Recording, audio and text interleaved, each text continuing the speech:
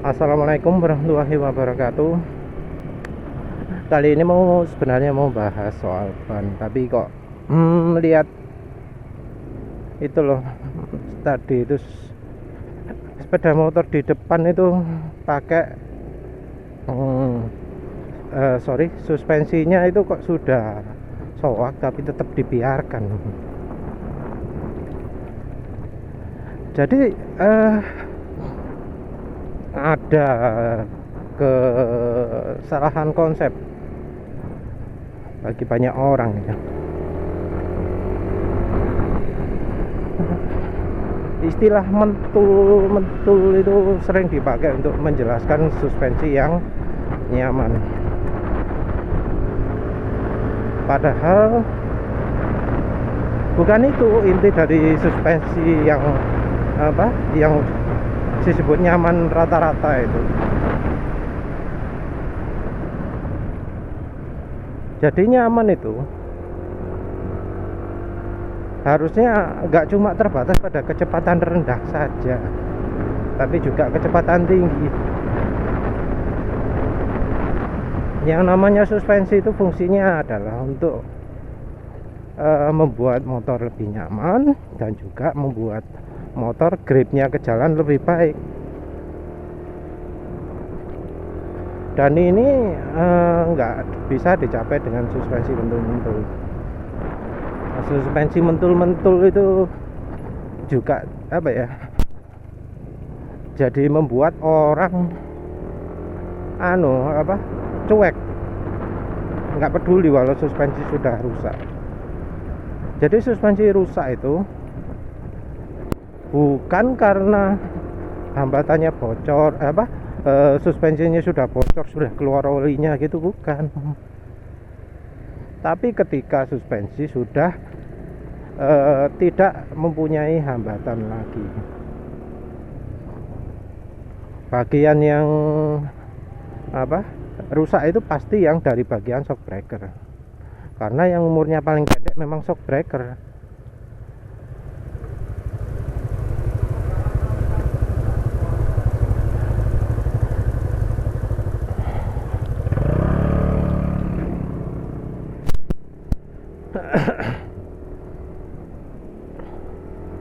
Jadi di suspensi itu ada dua, ada per, ada shock breaker. Nah, bagian yang rusak adalah shock breaker. Per itu biasanya awet, paling cuma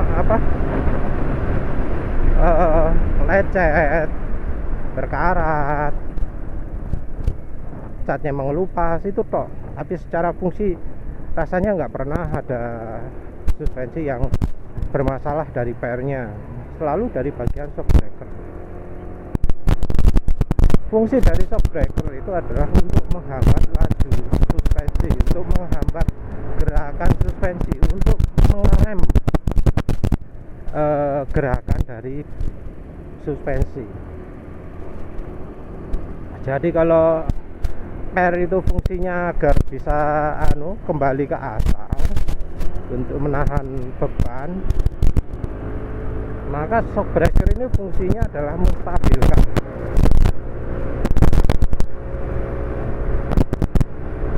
Jadi stabil itu merupakan kata kuncinya.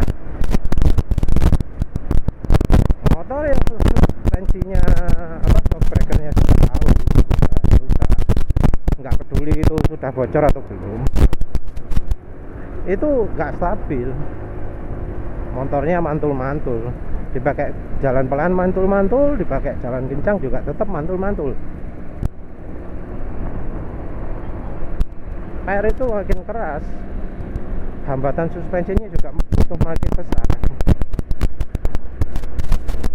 karena ya itu harus matching memang. Hambatan suspensi ini macam-macam dan menunjukkan kecanggihan teknologi dari pabrikan.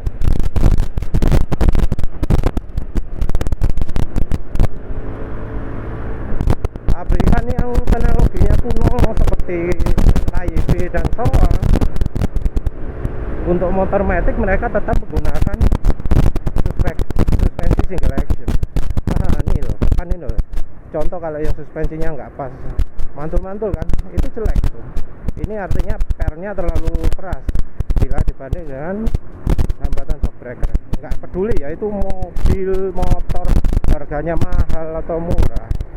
Kalau kelihatan dari luar mantul-mantulnya banyak, itu artinya shock breakernya nggak mampu, artinya shock breakernya kurang, artinya shock breakernya salah setel. Kalau di mobil mungkin yang paling sering terjadi itu di kasusnya Honda Avanza atau Toyota Avanza atau Xenia. Itu yang sering belakang mundur-mundur. Jadi kenyamanan itu ya tidak diukur dari mentul-mentul habis lewat polisi tidur, tidak saat mentul-mentul lewat jalan tidak salah. Bukan itu mentul-mentul yang sebenarnya itu, bukan itu kenyamanan yang dari suspensi. Orang yang pakai suspensi oli sebenarnya nggak ngerti, nggak bisa disebut mentul itu suspensinya oli itu, karena mereka terlalu stabil. Untuk mereka yang beruntung mendapatkan per empuk di ISS, mereka juga bakal merasakan kestabilan juga. Empuk tapi nggak stabil, tapi stabil. Nggak kayak skok merek Jepang yang kalau empuk nggak stabil, kalau keras juga ya sama-sama nggak stabil. Nggak ada ceritanya ya. Keras stabil itu. Penulis sudah pernah merasakan sendiri kan. Pakai skok orisinil Nmax, skoknya keras, apa stabil? Enggak. Siapa bilang ngomong stabil tuh? Itu cuma menghibur diri karena ya orangnya nggak pernah nyobain suspensi lain.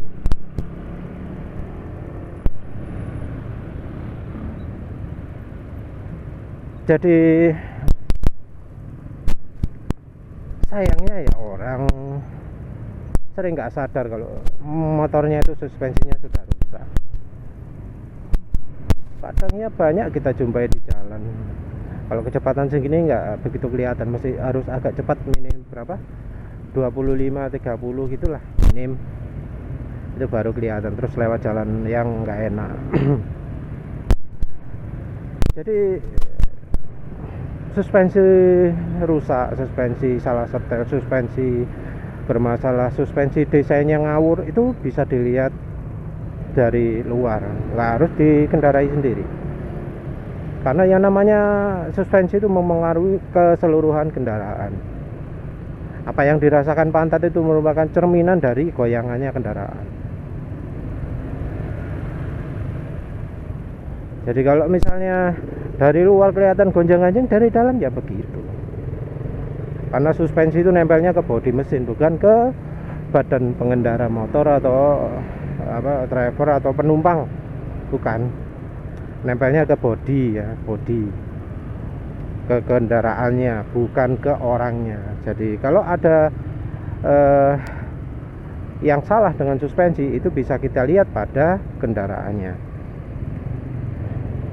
Ada misalnya gampangnya ada dua kendaraan, satu skoknya bagus, satu skoknya jelek, jejer, model kendaraannya sama. Yang skoknya bermasalah pasti kelihatan gonjang-ganjing, kelihatan pencolotan, kelihatan melunjak-lunjak gitu. Itu sama aja untuk mobil, untuk motor sama. Jadi ya memang sayangnya standar suspensi di Indonesia itu sangat rendah ya. Ya karena ini tidak lepas dari suspensi merek Jepang yang sudah jadi standar di motor ya. Suspensi standar motor kita ini kan jelek-jelek, karena ya yang laris kan motor Jepang, motor merek Jepang. Padahal motor merek Jepang tuh sekarang kenyamanannya amit-amit ya. Ini motor kelas touring, ini NMAX, motor kelas touring. Tapi ya itu kenyamanannya nggak dipikirkan. Untung masih enak, kasih ganjal setang bisa nyaman, nggak terlalu getar setirnya.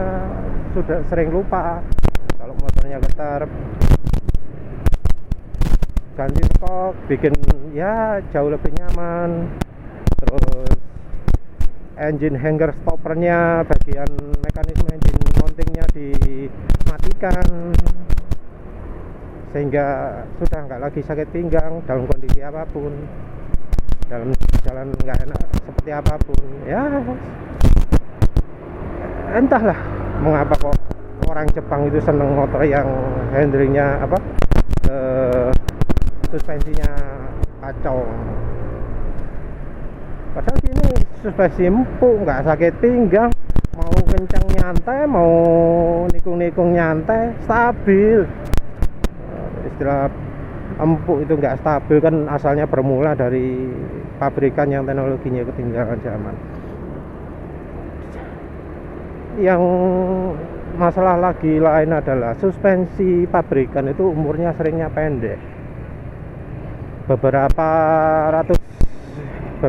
ribu kilometer lah.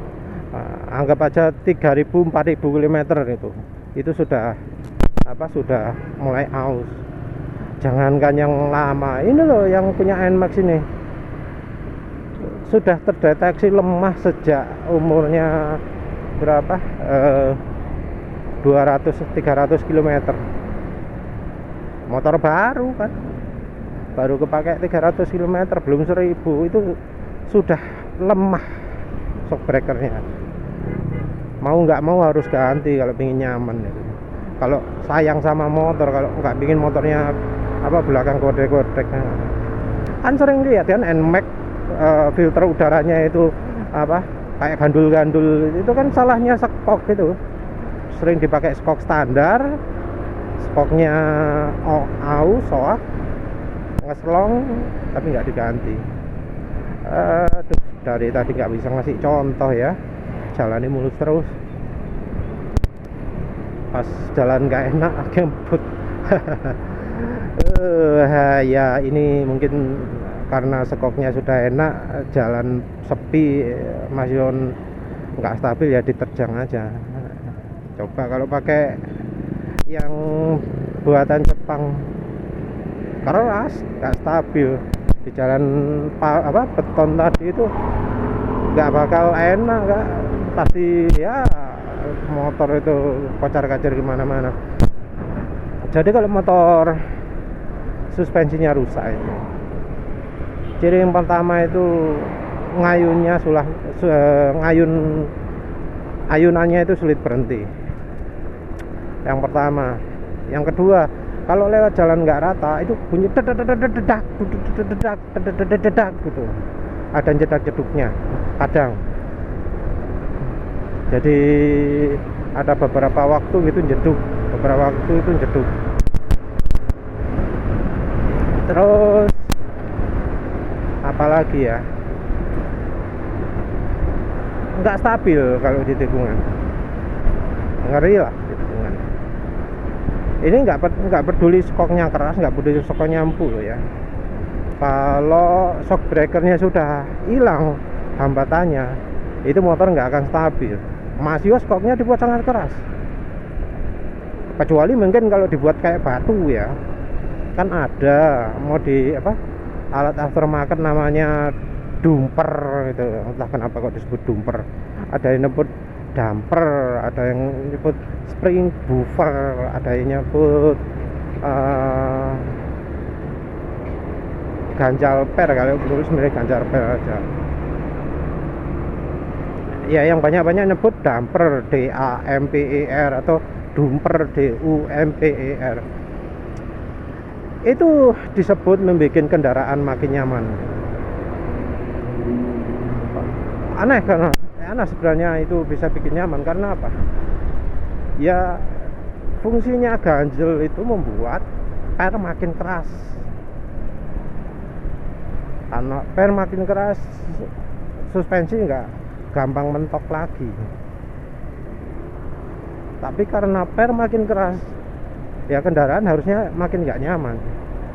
Namun karena ya banyak konsumen yang nggak ngerti ya, nggak ngerti sehingga suspensi shock ya tetap dipakai aja. Jadinya damper itu merupakan upgrade kenyamanan karena ya itu, karena suspensinya dibuat lebih stabil, lebih nggak goyang-goyang. Kenapa lebih stabil nggak goyang-goyang? Karena lebih keras, tapi tetap nggak stabil sebenarnya, cuma lebih stabil. Karena keras, hambatan atau daya peredaman terhadap goyangan itu jadi lebih besar. Karena ya itu namanya per keras, ya berusaha untuk posisinya tetap segitu. Itu ibarat dibuat kayak pipa besi gitulah, dibuat kaku. Tapi ya namanya makin keras ya tetap nggak nyaman dibanding dengan suspensi yang kerjanya normal.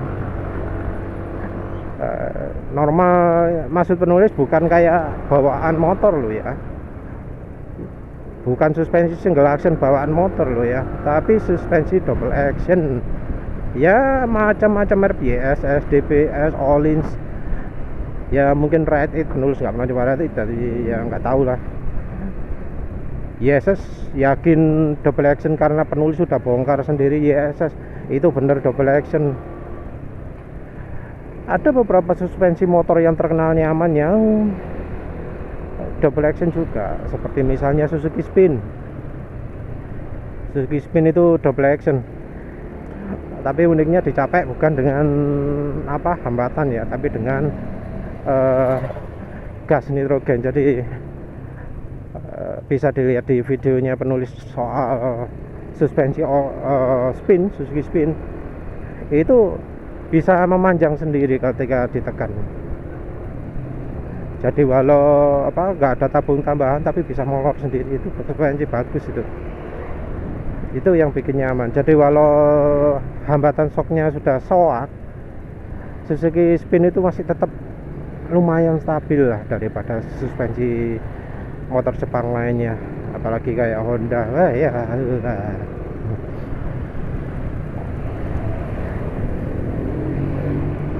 Jadi yang jadi penguji suspensi nyaman itu adalah jalan yang nggak rata, yang bisa dikendarai dengan kecepatan tinggi. Kecepatan tinggi itu anggap aja mulai dari 40 km/jam ke atas. Suspensi sudah soak, sudah rusak, itu kelihatan geraknya dari belakang ya, gitu.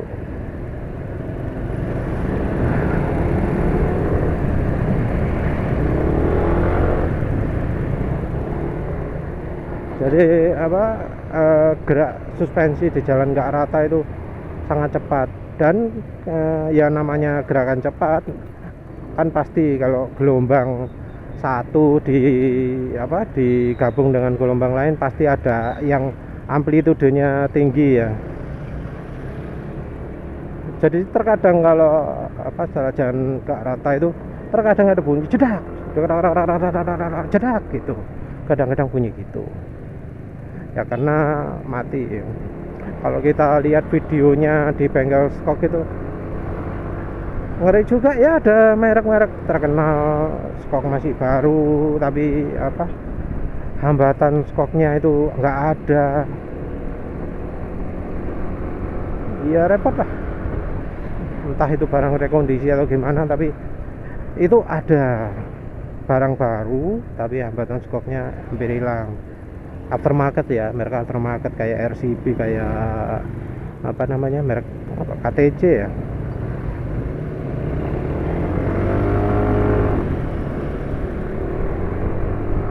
YSS pun ada. Ya nggak tahu kenapa itu terjadi. Soalnya kalau dari pabrikan mestinya ya fungsi kerjanya normal, ada olinya dalamnya, terus ya hambatannya berfungsi, nggak tahu lah, pokoknya itu terjadi. Dan kalau dari pabrikan Jepang memang ada yang dari awal lemah, seperti contohnya di NMAX itu pernya dibuat keras, hambatannya dibuat lemah karena ya tipe suspensinya single action. Karena single action, kalau dibuat hambatannya nggak keras, hambatannya banyak, mentok nanti. Karena single action teknologi lama ya, sudah nggak musim lagi kalau di pabrik suspensi modern. Mereka pakai double action semua.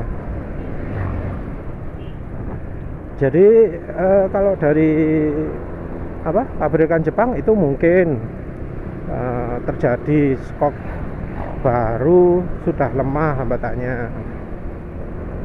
Ya tujuannya yaitu ngejar mentul-mentul. Karena ya gimana lah, namanya penulis nggak bisa nyalahkan tentu ya, nggak bisa nyalahkan reviewer yang ngomong spesi yang enak itu yang mentul-mentul, karena memang ya mereka bukan pengguna ya, mungkin mereka hidupnya di jalan yang sangat-sangat bagus, itu super mulus, halat nggak rata, satu-satunya cuma polisi tidur aja gitulah, nggak kayak orang kayak penulis ini yang tiap hari lewatnya ya jalan yang nggak rata kayak gini. Karena tiap hari lewat jalan nggak rata, jadi lebih kritis lah terhadap suspensi, jadi lebih kasihan sama mereka-mereka yang sampai sekarang mempertahankan suspensi soaknya itu. Suspensi soak itu masalahnya nggak cuma nggak nyaman, tapi ngerusak motor. Ngerusak motor terutama di bodi belakang. Beberapa motor yang plastiknya longgar, lampu belakangnya lepas dari dudukannya, terus bagian belakang kocak, itu terjadi karena goncangan dari per itu ya. Oh ya, barusan kan penulis ngerem mendadak. Penulis ngeremnya itu belakang dulu, terus rem depan. Jadi oleh karena itu penulis jadi pede waktu neken rem depannya. Tadi masih ada sisa sedikit ya, penulis itu masih bisa ngerem belakang, ngerem depan lebih banyak lagi, tapi enggak penulis lakukan ya. Jadi habis ngerem belakang jeret gitu, rem depan itu berhentinya bisa cepat. Kejadian kayak gitu kan sering terjadi di jalanan. Jadi ada yang protes penulis nggak jago nyalip, ya itu penyebabnya. Kalau di jalan gini nggak bisa kayak di luar kota. Kalau luar kota kan ada seleksi alam ya, jadi orang sudah tahu resikonya belok menyeberang mendadak, terus belok mendadak, pokoknya melakukan manuver-manuver yang aneh-aneh itu, yang bahaya-bahaya itu mereka sudah tahu resikonya. Yang nggak tahu resikonya ya seleksi alam lah. Kalau di sini biasanya orangnya banyak dan seleksi alamnya kurang ketat, jadi ya banyak yang masih ngawur. Aduh sampai lali bahasa wis, gitu aja lah wis. Pokoknya kalau kendaraan gak stabil itu ya pertama nggak nyaman, yang kedua merusak kendaraan. Nggak harus nunggu suspensinya bocor kita harus ganti, tapi kita lihat dari pelaku dari seberapa dihambat gerakan suspensi. Kalau sampai nggak berhenti goyang terus naik turun ketika habis lewat posisi tidur atau lewat jalan nggak rata, bunyi cetak-cetak gitu kita harus perhatikan. Barangkali skok sudah soak walau nggak kelihatan bocor. Ya sudah gitu saja, terima kasih sudah menonton. Assalamualaikum warahmatullahi wabarakatuh.